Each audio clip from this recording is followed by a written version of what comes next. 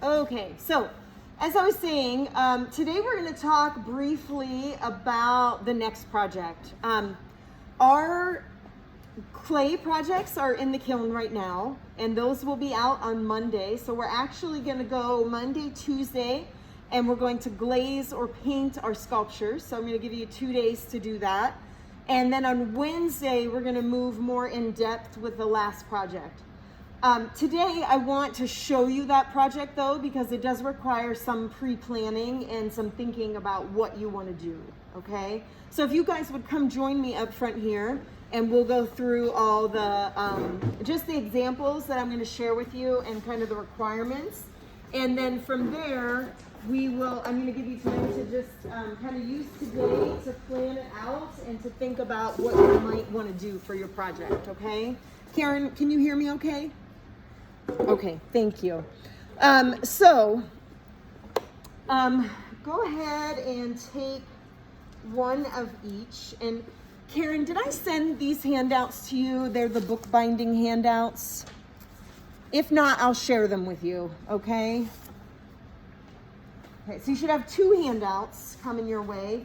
One says, oops, did you get both sheets? Somebody may have gotten a single here. Make sure you have a stapled one and then an individual one. Yes, hopefully. Okay.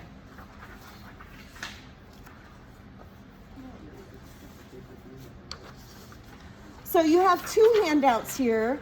You have one that is the elements and principles of design, bookbinding units, and then you should have one that is your grading rubric. So it's going to have the bookbinding and book arts unit with questions and then a rubric on the back, okay? So if you look with me, again, because of our limited time together, I'm really kind of combining units. So these are from different units. We're talking about shape and how it can be used in art. Emphasis, does anybody remember what emphasis is? Do you remember, how would you define it?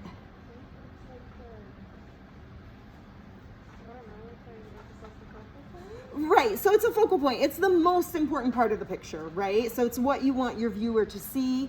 We're talking about space and how it's used in art in this project.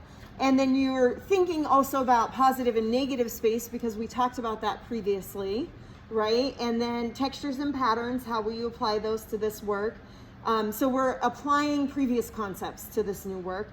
And then this project especially, I hope has personal meaning to you. So what you want to do is we're going to make a book, and you have 2 choices on your books, okay? So the first choice is to make a tunnel book. So this is a tunnel book. A tunnel book is multi-layered, right? So if you look at this, it has multiple layers. And within those layers, we're creating depth, okay? So this is all hand-cut paper that I created. So I found an image online of a scene that I wanted to try and use as my inspiration. So this is wetlands in Florida, okay? I really like birds, so I wanted to do something with birds. So I thought about how I could create that image in a 3-dimensional scope, right? So my background is the sky with some clouds and then some smaller birds back there. And then I have some grassy lands, right, as the second and third layer. And then up front, I have a larger bird, right? My focal point is the larger bird, right? It stands out right away. It's white, so it's very easy to identify. Those things in the background become that supporting information, that negative space, right? We're talking about that negative and positive space. So trying to create something that has some balance and some space in it. So I didn't just leave all of this empty over here, right? I added some additional trees and clouds and some smaller birds because I want to try and balance out that space. Okay, so that's one example. This is a student created example. So for this project, you can, if you like, you can collage, you can paint, you can draw, you can take photographs, right? You have lots of options here. This was a student project. This is also a tunnel book, right? This is a student project where this student went out. This was in my hometown. he went out and photographed all of the kind of well-known spaces in our town. So the church in the background there is very iconic. Everybody in the area knows that church. The gazebo is very iconic. Everybody knows that iconic. There's weddings there, or that gazebo, there's weddings there all the time, that kind of thing. And then Pennsylvania is known for the rolling hills, right? So he created it in this frame, like he's looking out the window, seeing all these beautiful things in our town. So he took photographs. These were his original photographs to create this, okay? Now, you can go tunnel book, or you can create an accordion style book. So an accordion style book is a book that is essentially a zigzag fold, right? And this is a book that I created. This is just a little quick book that I made based on a memory. So it could be something based on a place you love. It could be, you know, something, maybe you grew up in a certain place that you want to create. This was a memory. My Bubba, my grandma, I called her Bubba, used to feed me sugar bread all the time. Like I would come to her house because they live right next door to us, and my mom would get so mad at her.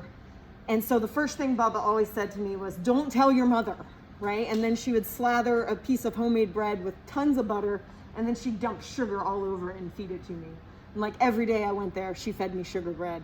And so this little book was made in honor of my Bubba, right? So it's called Don't Tell Your Mother. And then Bubba said, as she fed me and my sister sugar bread, right? And I have a little packet of sugar in there. It's cut out like shape, like a piece of bread, right? So it is trying to take on that form. So the fun thing about accordion books is they can be shapes, right? So this is one of those that has that shape. This is another book that I made, and this is about bees, and this is an accordion also, created in a hexagon shape, right, to represent the honeycombs, right? So this book, of course, opens up and it actually creates a further honeycomb shape, right? So you've got like two kind of sides to it. So this side is just flowers, and it says, "Without the bees, there would be no flowers," right? And so I hand painted this, and then I took flowers from paper and just cut them out from like a scrapbook paper, and then collaged those on, okay? And then on the back side is just facts about bees, interesting facts that I thought were important for us in terms of how our food system is supported by our bees, right? So with the accordion, you want to think about both the front and the back of the book potentially, right? Don't just leave it blank on one side. Now, if it's specifically content-based, right, where this is cut into a shape, I don't really have to put any text on the back side because I'm still going with that bread theme, right? So I've cut it, and I'm thinking about that, but I'm thinking about it as a sculpture in the round kind of thing, right? Now you can just go basic accordion too. So when you think about just a zigzag piece of paper and what you can do with that paper, right? This is a mock-up. A mock-up is kind of when you work out your ideas, right? So this is just a rough version with some sketching, notes on it, and then this became this, and this is still in progress. And this is just a portion of it because I didn't put it all together. So this is a book I'm creating called Love Canal. So it's about a town in Pennsylvania or in New York who they dumped all their toxic chemicals into the ground and didn't tell the community. And so like 10 years later, all those chemicals started seeping up into their groundwater, and people were starting to get sick and die. So I like to focus on social, emotional, political things in my artwork. This can be a time for you as well. If you have political views or you have views about the environment or anything, right? I encourage you to maybe think about this as something that you could do. So this is what it started as, right? This is where I was working out my ideas. This is where it's coming to. This is still in progress, but it just gives you a sense. Right, on this side is the fence because all they did was put a fence around it where the chemicals were. And then the signs are all of the deformities people were born with. right? Some of them anyways. Born with 3 ears, webbed toes, inverted testicles, club foot, right? All really pleasant things. But just to give you an idea. So your accordion structure can be more simplified. It doesn't have to be cut out, right? If you really want to get fancy, right, you have lots of options for making these even fancier. This is a double accordion, so it's an accordion inside of an accordion. It's actually really easy to do. So I'm hoping that you're gonna at least go, right? You don't have to get all crazy fancy on me with the double. I'm just showing you those as examples, but either the accordion or the tunnel structure, right? Now I have for you, I have a ton of colored cardstock. I have stamps, I have ribbon, I have all kinds of other things. But really, this is your choice. This is your opportunity to make something using techniques that you like and that you want, and to make it personal to you, right? So you could illustrate a song, a poem. You could, maybe you don't have any words in it. Maybe it's just a visual story, right? Maybe you're just representing a landscape. So there's really lots of options here. I am going to give you a full week to work on this, potentially a little bit longer. So I really want you to invest your time into it, right? Put some thought into it. Think about what's important to you and create it in a book format, and then do your best possible work, right? So put the effort in, put the time. All of these little things are all hand drawn and then hand cut, right? So that took me some time. It wasn't a crazy amount of time, but I did hand draw everything and then hand cut everything, right?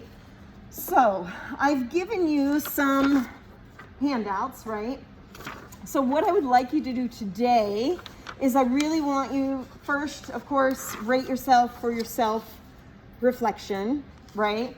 And then hop on over here and just jot down ideas, right? You're brainstorming, thinking about all the different options that you have, or that you could have, what is important to you, what you like, because it should be something important to you, right?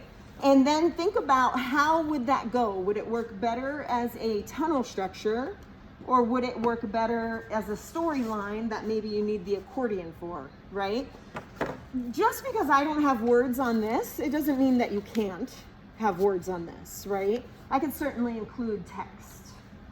I will post a bunch of different examples for you to see in addition to the ones I have here, so you can kind of examine those and see like stories, what you could do. I'll just show you this one. This is also an accordion too, but it's a double layer accordion, and this is just work in progress. So this is a mock-up about Mike the Headless Chicken. Have you ever heard of Mike the Headless Chicken? He's from Fruita, Colorado.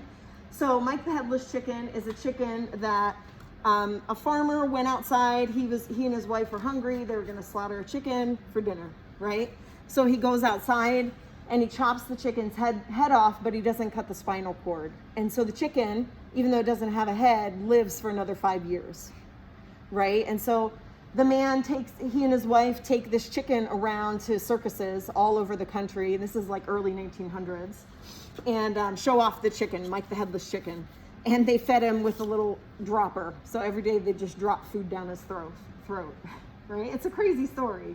It's totally true, but a crazy story. So I was super interested in that, and so I started making this book thinking about Mike the Headless Chicken, right? This is just an accordion. It's a double layer accordion, so you see I got fancy and I sewed different segments inside, which you can totally do. But again, you don't have to get fancy for me. You know, think basic structure, think what could go with it. If you want to get fancy and you want to try other techniques, just ask me. I'm happy to show you. I did bring in for you, because I am a bookmaker, I did bring in all my sample book structures. So I have those here if you want to take a peek at them and just see what the other kinds of books are. If there's something you're super interested in, please just ask. You know, if you really are interested in another structure or something, we can totally talk about it and figure it out.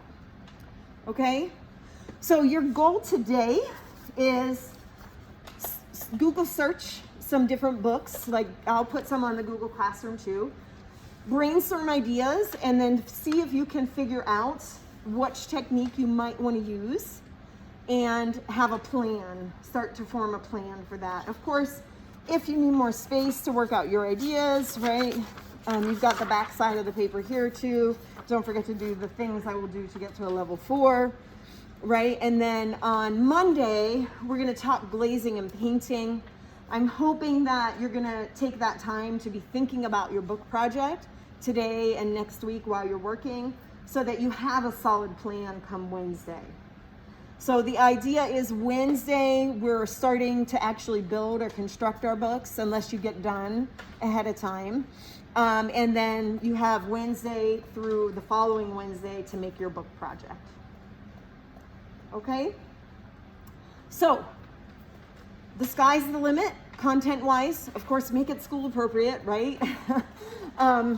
But do something that is important to you, something you're passionate about, right? Or excited about. Because if you don't make it important to you, it's not as valuable, right? So it can be in one of my other afternoon class, one young lady is doing a family album, right? It can totally be, maybe you do a family album, like you do an accordion and you bring in pictures and you include those in there. Right? I mean, it can be something like that. She's including some poetry and some quotes in there as well. But it can be something like that. So make it personal. Make it important to you. Okay? Questions, concerns? Okay, so if you have not finished your print, please do that today. If you have finished your print, then you're moving on to brainstorming and thinking about what project, what you want to create. Feel free to take a look at these up here. I'll pull some more out just so you can see them. And then, yeah, that's the plan today. Questions? Okay, thank you for your attention. Don't forget to turn in your carving tool. Your stamps are yours to keep. If you don't want them, you can put them in the bin right here.